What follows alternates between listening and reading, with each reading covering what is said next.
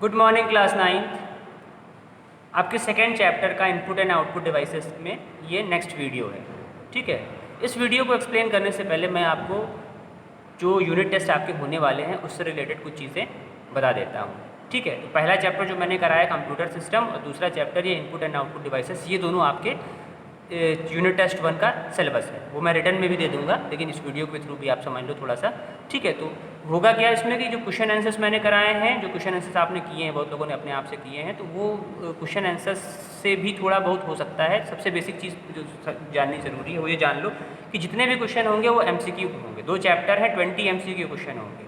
तो 20 MCQ के लिए आपको क्वेश्चन आंसर्स की भी रीडिंग थॉरोली लगानी होगी अच्छे से, और साथ ही साथ आपको चैप्टर भी रीड करना होगा। मैंने पहले कहा कि जिसने बुक नहीं खरीदी वो बुक खरीद लो, क्योंकि इसमें काफ़ी कुछ चीज़ें जो हैं वो आपको चैप्टर से ही पूछी जाएंगी, कॉपी से नहीं पूछा जाएगा। क्योंकि कॉपी से अगर हमने क्वेश्चन पूछा है तो आप सामने रखोगे कॉपी और उठा के छाप लोगे, तो चीटिंग ना होने पाए इसके लिए आपको MCQ वाले क्वेश्चन दिए जाएंगे, और वो क्वेश्चन आपके चैप्टर से होंगे, चैप्टर से ही होंगे। चैप्टर के जब तक आप चैप्टर को डिटेल में पढ़ोगे नहीं तब तक वो उन क्वेश्चंस का जवाब आप नहीं दे पाओगे। तो प्लीज़ आप लोग बुक खरीद लें, बुक्स अवेलेबल हैं, अब जल्दी से जल्दी बुक खरीद लें, वरना ये दोनों चैप्टर पढ़कर आप लोग जवाब नहीं दे पाओगे। साथ ही साथ वीडियोज़ भी सुनते रहें, जितने वीडियोस मैंने सेंड किए हैं वो सब सुनो, क्योंकि बहुत सारे जवाब तो उसी वीडियोस में ही, क्योंकि चैप्टर पूरा वीडियो के थ्रू एक्सप्लेन किया गया है, तो बहुत सारी चीज़ें तो उसी में क्लियर हो जाती हैं। तो छोटे छोटे MCQ वाले क्वेश्चंस होंगे, तो वो अगर आपको ध्यान होंगे, वीडियोस अच्छे से आपने सुने होंगे, तभी वो आप उसको जवाब दे पाओगे। और उसी हिसाब से टाइम भी दिया जाएगा। ऐसा नहीं कि वहाँ आपको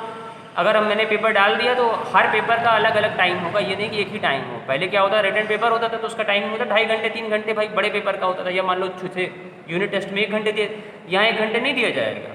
हो सकता है मेरे पेपर का टाइम 5 मिनट हो, आपको 5 मिनट में सॉल्व करना हो। अगर आपको आंसर आता होगा तो आप तुरंत टिक मार दोगे, और नहीं आता होगा तो नहीं टिक मार पाओगे। ठीक है, तो आपको एक पेज लेकर बैठना है और उस पेज पे अपना नाम, क्लास, रोल नंबर, सब चीज़ें डालनी है। दूसरी चीज़, क्वेश्चन नंबर 1 का ऑप्शन नंबर ये इस तरह से होगा, जैसे answer number 1 option number this, answer number 2 option number this. इस तरह से आपको या तो ऑप्शन नंबर लिखना होगा या तो उस जो ऑप्शन में जो वर्ड दिया हुआ पूरा वर्ड लिखना होगा। तो वो आपको इसमें बहुत टाइम नहीं मिलेगा। मैक्सिमम पहले वो पेपर बना के मैं खुद सॉल्व करूँगा, उसके बाद उसमें थोड़ा सा टाइम बढ़ाकर आपको दूंगा, तो हो सकता है आपको 5 से 7 मिनट ही मिले पूरे पेपर को सॉल्व करने के लिए। क्योंकि अगर आपको आता होगा तो आप कर लोगे, नहीं आता होगा तो पन्ने पलटते रह जाओ, तो इतनी देर में आपको दे थोड़ी ना सकते, उतना टाइम में आप कहाँ ढूंढ लोगे, उसमें कहाँ पे लिखा हो। ठीक है, तो पेपर की डिज़ाइन इसी तरीके से है, इसलिए मैं पहले सारी चीज़ें क्लियर कर दे रहा हूँ। अगर किसी को कन्फ्यूज़न हो तो मुझे कॉल भी कर सकता है या मैसेज भी कर सकता है, उससे पूछ सकता है। लेकिन बाद में किसी तरह का कोई एक्सक्यूज़ नहीं माना जाएगा कि हमें समझ में नहीं आया या होगी। ये चीज़ सबके लिए नहीं है, कोई आप लोग स्पेशल नहीं हो कि हाँ आपको नहीं समझ में आया तो आप नहीं दोगे। बाकी सारे स्कूल्स में यही कहानी चल रही है। सब जगह जो पेपर बनाए गए, पता कर लेना, जो भी आपके जानने वाले हों, सेंट्रल अकेडमी में पढ़ते हो, किसी भी स्कूल में पढ़ते हो, वहाँ भी पेपर इसी तरह से बनाया गया है कि आप चीटिंग ना कर सको। तो पूरी कोशिश की जाएगी कि आप उसमें कोई अपना दिमाग ना लगा सको, तो पेपर उसी हिसाब से डिज़ाइन होगा। ठीक है, ऑनलाइन एग्ज़ाम पहली बार आप लोग देने जा रहे हो, मैंने तो बहुत बार दिया है ऑनलाइन एग्ज़ाम, मुझे पता है उसमें क्या होता है। तो ये आप बिल्कुल अपने दिमाग से निकाल दो कि आप बुक लेके बैठोगे तो आप उससे चीटिंग कर लोगे, नहीं कर सकते हो। क्वेश्चन ऐसे घुस घुस के पूछा जाएगा ना अंदर से, कि वो लाइन ढूंढते ढूंढते तुम्हारा टाइम निकल जाएगा। टाइम भी उतना ही दिया जाएगा कि अगर आपने पढ़ा हो तो आप विदिन अ सेकंड जवाब दे दो। ठीक है, तो 2 सेकंड 3 सेकंड में एक आंसर दिया जा सकता है। अगर आपको आता होगा तो आप बता दोगे, नहीं आता होगा तो बैठे रह जाओगे। तो उसके लिए कोई वो नहीं है, बाउंडेशन नहीं है। तो आप इस चीज़ को, इन चीज़ों को ध्यान में रखें, और कोई कन्फ्यूज़न हो टीचर से क्लियर कर ले। पर्सनली आप क्लियर कर सकते हो, मुझे कभी भी फ़ोन करके क्लियर कर सकते हैं। नहीं फ़ोन उठता है तो दूसरी बार तीसरी बार फिर मिलाओ। बहुत बार हम लोग भी बिजी रहते हैं, ऐसा नहीं कि पूरे टाइम खाली बैठे हैं आप लोगों के फ़ोन का जवाब देने के लिए। बहुत बच्चे कहते हैं सर आपका फ़ोन नहीं उठता है, तो नहीं फ़ोन उठता है तो जब थोड़ी देर बाद मिलाओ, 1 घंटे बाद मिलाओ, शाम को मिलाओ, सुबह मिलाओ, कभी मिलाओ। लेकिन अगर आपको बात करनी है तो एफर्ट आपको ही करना होगा। यहाँ से बैठे बैठे हम आपके माइंड को रीड नहीं कर सकते। ठीक है, और कुछ कन्फ्यूज़न हो तो मुझे बताएं, उसे मैं क्लियर कर दूंगा। दूसरी चीज़, रिटर्न में तो आपको मैं सिलेबस दूंगा ही दूंगा, बाकी इस वीडियो में भी मैंने काफ़ी चीज़ें आपको क्लियर कर दी, किस तरह से एग्जाम होगा, किस तरह से आपको लर्न करना है। तो प्लीज़ बुक ज़रूर खरीदो, बिना बुक खरीदे आप ये एग्ज़ाम या आने वाले एग्ज़ाम नहीं दे पाओगे। ठीक है, तो ये चैप्टर स्टार्ट करते हैं। ये चैप्टर तो चल ही रहा है, ये टॉपिक स्टार्ट करते हैं। ये चैप्टर भी आएगा जो मैं पढ़ा रहा हूँ, 31 अगस्त तक जितना कंप्लीट हो जाएगा वीडियोज़ के थ्रू और रिटर्न में। तो वीडियोस के थ्रू, रिटर्न में तो लगे ये चैप्टर आपने हो ही चुका है, थोड़ा सा लिखवाया था, इसमें ज़्यादा लिखवाया ही नहीं था। तो वीडियोस के थ्रू 31 अगस्त तक जितना कंप्लीट हो जाएगा उसी में से आएगा, उसके आगे वाला पार्ट नहीं आएगा। चैप्टर वैसे ही चैप्टर कंप्लीट हो जाएगा 31 अगस्त तक। ठीक है, ये दोनों चैप्टर आएंगे, कंप्यूटर सिस्टम और इनपुट एंड आउटपुट डिवाइसेस, दोनों चैप्टर आएंगे। तो इसको आप लोग लर्न करना, पढ़ना शुरू करते हैं। अब लर्न करने की हैबिट से ज़्यादा है रीडिंग हैबिट डालना, कि अच्छी तरह से रीड करो कि वो चीज़ आपके दिमाग में बैठ जाए।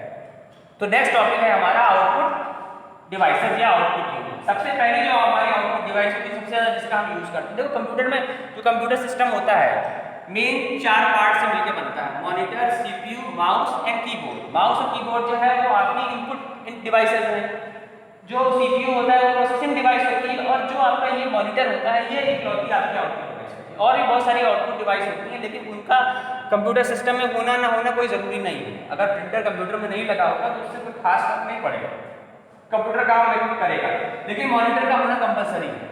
मॉनिटर सबसे बेसिक आउटपुट डिवाइस है, अगर मॉनिटर नहीं है तो आप कोई काम नहीं कर सकते। तो हमारे जो आज का जो हम लोग मॉनिटर यूज़ करते हैं वो हमारा ये एलईडी मॉनिटर है। जो हम लोग लैपटॉप भी आप लोग के जिनके पास होंगे सब में एलईडी मॉनिटर लगा होता है, और जो लैब में भी मॉनिटर रखे हुए सारे एलईडी मॉनिटर है। एक लैब में मॉनिटर आपको दिखा है थोड़ा सा बड़े साइज का है, लैब में देखा होगा स्मार्ट क्लास में रखा है, लैब में तो पहले था स्मार्ट क्लास में, तो वो उसकी वो है CRT। तो मॉनिटर वैसे हमारे 4 टाइप के होते हैं, लेकिन यहाँ पर 3 टाइप में इसको एक्सप्लेन किया गया है आपकी बुक में, CRT, LCD एंड TFT। हालांकि LCD और TFT दोनों अलग अलग होता है, लेकिन वो आपको बुक में इस तरह दिया हुआ, अगर मैं अलग अलग बताऊंगा तो आप लोग कंफ्यूज हो जाओगे, लेकिन ये होता अलग अलग है, मुझे 100% अलग है।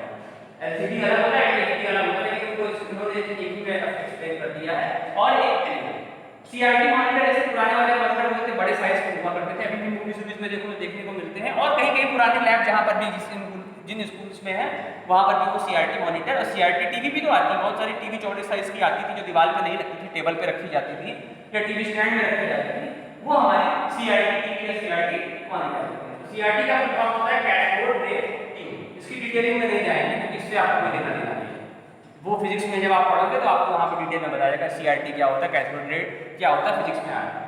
ठीक है, तो ये बड़े साइज के हैवी साइज के मॉनिटर होते हैं, पावर कंजम्पशन भी ज़्यादा होता है और साइज भी काफ़ी हैवी होता है, कैरी करने में भी प्रॉब्लम आती है। फिर आते हैं हमारे TFT, CRT के बाद TFT आया, ठीक है, TFT के बाद LCD आया था, LCD के बाद LED आया।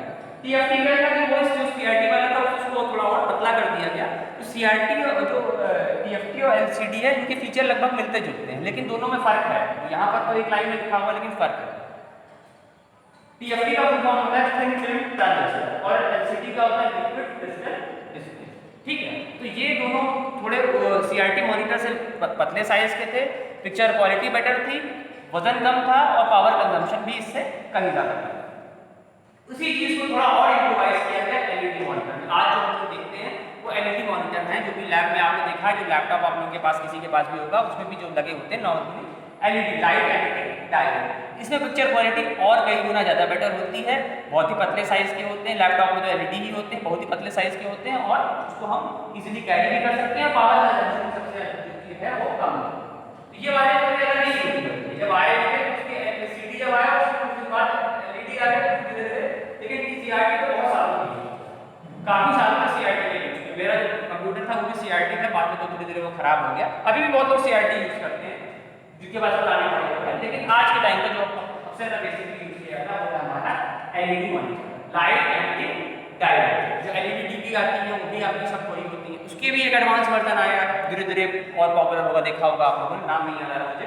LED का ही एक और वर्जन आया, दीवार पूरी टीवी जो है वो दीवार में चिपक जाती है। तो जो चीज़ टीवी में है वही मॉनिटर में भी LED मॉनिटर भी आते हैं, LED टीवी भी आती है, दोनों चीज़ें ही हैं। तो ये 3-4 टाइप के आपके मॉनिटर्स होते हैं। आज के टाइम पे हम लोग LED यूज़ करते हैं, पहले के टाइम पर LCD या फिर CRT यूज़ करते थे। नेक्स्ट जो आपकी आउटपुट डिवाइस आती है आप लोग बहुत यूज़ करते हो वो है टच स्क्रीन। टच स्क्रीन चाहे वो आपके टैब की हो, वो मॉनिटर तो नहीं कह सकते, मॉनिटर ही है, लेकिन टच स्क्रीन को टच स्क्रीन ही कहा जाता है। चाहे मोबाइल की हो, मोबाइल भी टच स्क्रीन है, तो टच स्क्रीन भी आपका एक आउटपुट डिवाइस में है। हालांकि वो है वो मॉनिटर ही कहता है, तो मॉनिटर में की कैटेगरी में ही आएगा, लेकिन इसको अलग कर दिया गया। तो मॉनिटर में नॉर्मली हम देख सकते हैं और टच स्क्रीन में हम देखने के साथ साथ उसको टच भी कर सकते हैं। तो टच स्क्रीन भी बहुत सारी आती है, टच स्क्रीन टीवी भी आती है, टच स्क्रीन प्रोजेक्टर्स भी आते हैं, और टच स्क्रीन मोबाइल में होते हैं टच स्क्रीन, तो वो भी हमारे आउटपुट डिवाइस में आती है। ये एक स्क्रीन है जो टच सेंसिटिव है, टच करके इसमें हम जो भी चीज़ें से करना चाहें तो जो टच वाला पार्ट है वो इनपुट है, बाकी जिसमें हम उसमें देख रहे हैं वो सारा हमारा आउटपुट वाला पार्ट है। तो जैसे ATM मशीन्स में टच स्क्रीन होती है, मोबाइल्स में टच स्क्रीन होती है, मॉनिटर भी आते हैं टच स्क्रीन वाले, ठीक है। और दूसरी चीज़ प्रोजेक्टर आते हैं टच स्क्रीन वाले। तो ये सारी हमारी टच स्क्रीन जो मतलब ऐसी स्क्रीन जिसको टच सेंसिटिव है, जिसके थ्रू टच करके हम कोई भी काम कर सकते हैं। टैब में तो कोई आपका हार्डवेयर होता ही नहीं, कीबोर्ड का कोई सिस्टम होता नहीं है खास, तो उसमें तो सारा काम टच से ही होता है। तो वो है तो मॉनिटर है, लेकिन वो मॉनिटर के लिए हम रख सकते हैं, लेकिन इसको नॉर्मली अलग रखा जाता है। टच स्क्रीन भी आपकी एक आउटपुट डिवाइस में आती है जिसके थ्रू हम टच भी कर सकते हैं और जो भी चीज़ हम देखना चाहें वो देख भी सकते हैं। नेक्स्ट जो आपकी आउटपुट डिवाइस आती है इंपॉर्टेंट जो है वो है प्रिंटर। प्रिंटर आपने देखा है, यूज किया है सबने, मतलब उसका प्रिंट आउट निकलवा के दिखाई है आप लोगों ने। तो प्रिंटर एक हमारी बहुत यूजफुल आउटपुट डिवाइस है। हालांकि कंप्यूटर सिस्टम के को फॉर्म करने के लिए सब इसका होना कोई कंपलसरी नहीं है, लेकिन इसका यूज़ बहुत ज़्यादा होता है। स्कूल्स में तो खासतौर से बहुत ज़्यादा यूज होता है। किसी भी तरह के पेपर वर्क के लिए प्रिंटर बहुत इंपॉर्टेंट है। भाई आपके पेपर्स होते हैं, अब तो मान लो ऑनलाइन एग्जाम होगा, लेकिन जब ऑफलाइन एग्जाम तो होंगे ही आगे चल के, और जो पहले होते हैं उसमें क्या होता है कि पहले पेपर टाइप होता था, फिर प्रिंटर के थ्रू उनका एक प्रिंट आउट निकालते थे, फिर उसी प्रिंट आउट की फोटोकॉपी करते थे। तो उससे कितना काम आसान हो जाता था, काफ़ी चीज़ें उसमें आसान हो जाती थी। हम लोग के टाइम में प्रिंटर अवेलेबल नहीं थे, लेकिन उस समय प्रिंटिंग मशीन होती थी, प्रिंटर तो नहीं होते थे। तो पेपर वहाँ पर वो टाइप होते थे टाइपराइटर के थ्रू, फिर प्रिंटिंग मशीन के थ्रू वो प्रिंट होते थे। तो उनका सिस्टम थोड़ा अलग था, उसमें कंप्यूटर का यूज नहीं होता था, प्रिंटिंग मशीन का यूज होता था। तो वो उसमें टाइम टेकिंग भी था और वो उतना कॉस्टली भी पड़ता था। आज के टाइम में उतना कॉस्टली नहीं पड़ता है। प्रिंट आउट टाइप कर लिया, प्रिंट आउट निकाल लिया, तो जितने चाहे उतने उसके फोटोकॉपी हमने करके रख दिए। भाई 10 बच्चे हैं तो 10 कॉपी निकाल दी, 100 बच्चे हैं तो 100 कॉपी निकाल दी। फिर उसी पेपर को हम बार बार यूज भी कर सकते हैं। फिर नेक्स्ट क्लास का एग्जाम होगा या मान लो 2 साल बाद होगा तो उसमें थोड़ा बहुत फिर बदल करके फिर से यूज कर सकते हैं। तो बड़े सारे फायदे हैं। प्रिंटर भी हमारे 2 टाइप के होते हैं, इम्पैक्ट प्रिंटर और नॉन इम्पैक्ट। इम्पैक्ट प्रिंटर मतलब जिसमें जो पेपर है वो टच करता है। इम्पैक्ट प्रिंटर का मतलब ऐसा होता है जो मशीन है वो पेपर को टच करती है, जो प्रिंटिंग वाला पार्ट है वो पेपर को टच करता है, वो इम्पैक्ट प्रिंटर होते हैं। दूसरा होता है नॉन इम्पैक्ट, जो आजकल यूज हो रहा है वो नॉन इम्पैक्ट है। तो पहले के टाइम पर डेज़ी और डॉट मैट्रिक्स करके दो प्रिंटर आते थे, अभी भी डॉट मैट्रिक्स आता है। आप लोगों को शायद याद होगा, अगर कभी ध्यान दिया होगा, क्योंकि आप जब रेलवे टिकट लेने जाओ काउंटर से, जब आप काउंटर पर टिकट लेने जाओगे तो जो टिकट पे जो प्रिंटिंग करके देते हैं वो जो प्रिंटर होता है उनका, वो होता है डॉट मैट्रिक्स प्रिंटर, ठीक है। तो वो काफ़ी टाइम टेकिंग होता है, इसमें लाइन बाय लाइन में धीरे धीरे टाइप करता है। क्योंकि टिकट में तो थोड़ी सी टाइपिंग होती है तो वो इजीली 2 मिनट में टाइप हो जाता है, लेकिन अगर उससे पूरा पेज टाइप करना हो तो 10 मिनट लग जाते हैं। इसमें क्या होता है, बाकी जो आज हम लोग प्रिंटर यूज कर रहे हैं, हमने इधर क्लिक मारा उधर प्रिंट बाहर, 2 मिनट के अंदर प्रिंट हो जाता है। लेकिन ये डॉट मैट्रिक्स वाले प्रिंटर मैंने पहले देखे थे, पहले यूज भी किए हैं, जब अपनी पढ़ाई करते समय भी मैंने देखा था, तो उसमें बहुत टाइम लगता था। एक पेज को टाइप होने में 10 मिनट, एक लाइन टाइप होता था, फिर दूसरी लाइन टाइप होती थी, फिर तीसरी लाइन टाइप होती थी, इस तरह से जितनी भी लाइन है बारी बारी से टाइप होती थी। तो ये दोनों प्रिंटर, डेज़ीविल भी आते थे, डेज़ीविल मैंने देखे नहीं है लेकिन सुने हैं, डेज़ीविल प्रिंटर उसी तरह के होते थे। तो ये सारे प्रिंटर में टाइपिंग का टाइम बहुत लगता था, कॉस्ट बहुत लगती थी। दूसरी चीज पावर कंजम्पशन भी ज़्यादा होती थी और महंगे भी होते थे। आज के टाइम में हम लोग यूज करते हैं नॉर्मली हम लोग लेजर या इंकजेट यूज करते हैं। लेजर इंकजेट प्रिंटर में इधर आपने क्लिक मारा, उधर प्रिंट आउट, प्रिंट बाहर, ठीक है। तो नॉर्मली लेजर या कहीं कहीं पर इंकजेट का यूज होता है। लेजर प्रिंटर और इंकजेट प्रिंटर में फर्क क्या होता है, लेजर प्रिंटर में नाम ही से लग रहा है लेजर लिखा हुआ है, उसमें एक लेजर बीम होती है जो प्रिंटिंग का काम करती है। उस लेजर बीम के थ्रू वो प्रिंट हो जाता है और टाइम बहुत ज़्यादा कम हो जाता है, और इंक की जो कॉस्ट है वो भी बहुत कम हो जाती है। इसमें इंक कम लगती है, महंगे थोड़े से जरूर होते हैं। अब तो ये पुराने वाले इम्पैक्ट प्रिंटर तो आते भी नहीं है, जिनके पास पुराने पड़े हुए हैं वही यूज़ हो रहे हैं। अब नॉर्मली आपके नॉन इम्पैक्ट ही आते हैं, बहुत ऐसा नहीं मार्केट में मिलते हैं लेकिन बहुत कम लोग यूज़ करते हैं। और इसमें बैंक्स में जो पासबुक होती हैं उनको प्रिंट करने में डॉट मैट्रिक्स का ही यूज़ करते हैं मैक्सिमम जगह पे। जो हॉस्पिटल्स में जाओ तो वहाँ पर भी डॉट मैट्रिक्स यूज़ करते हैं, लेकिन मेजॉरिटी स्कूल्स में या बाकी कहीं ऑफिस में नॉन इम्पैक्ट प्रिंटर ही यूज़ किए जाते हैं, लेजर या इंकजेट। लेजर प्रिंटर में लेजर बीम की थ्रू प्रिंटिंग होती है। इंकजेट में क्या होता है, एक पतली सी इंक की धार निकलती है, उस धार से ही प्रिंट होता है, लेकिन वो धार बहुत पतली होती है, उसको हम देख नहीं सकते ना पकड़ सकते हैं। वो हल्की सी वो इंक की वो बहुत बौछार होती है और उस बौछार से ही वो पेपर पूरा प्रिंट हो जाता है। तो इन दोनों में क्या होता है नॉन इम्पैक्ट प्रिंटर में, कि वो जो प्रिंटिंग वाली चीज़ है वो पेपर को टच नहीं करती, इसीलिए इसको नॉन इम्पैक्ट करते हैं, कि वो उसको पेपर को कहीं पे भी टच नहीं होता है, वो पूरा लेजर बीम के थ्रू या इंक के थ्रू पूरा पेपर प्रिंट होता है। तो दोनों में बहुत जमीन आसमान का डिफरेंस होता है, पावर कंजम्पशन का भी फर्क है और क्वालिटी भी बहुत हाई, ठीक है। तो बहुत डिटेलिंग नहीं है इन चीज़ों की, इन दोनों मतलब इन दोनों टाइप के प्रिंटर्स की बहुत डिटेलिंग आपके उसमें दी हुई नहीं है, ना बतानी ही है। खाली ये जान लो कि आज के टाइम पे हम लोग लेज़र बीम और लेज़र प्रिंटर और इंकजेट यूज़ करते हैं। लेज़र प्रिंटर में लेज़र बीम यूज़ होती है और इंकजेट में एक इंक का फ्लो होता है, हल्का सा फ्लो होता है जिससे वो पेपर प्रिंट हो जाता है। ठीक है, पुराने वाले प्रिंटर आपको कहीं कहीं देखने को मिलेंगे, नॉर्मली रेलवे स्टेशन पे आपको डॉट मैट्रिक्स देखने को मिल जाएगा। डेजीबिल तो मैंने भी नहीं देखा है, लेकिन सुना है कि किस तरह से वो होता था। तो वो हैवी भी होते थे और पावर कंजम्पशन भी ज़्यादा होता था। ठीक है, इसके बाद का जो भी टॉपिक है वो नेक्स्ट क्लास में क्लियर करेंगे। ये चैप्टर आपका कंप्लीट हो जाएगा 31 अगस्त से पहले। और टेस्ट से रिलेटेड किसी को कोई भी डाउट हो वो मुझे ज़रूर मैसेज करके या कॉल करके कंफर्म करें। Okay, thank you.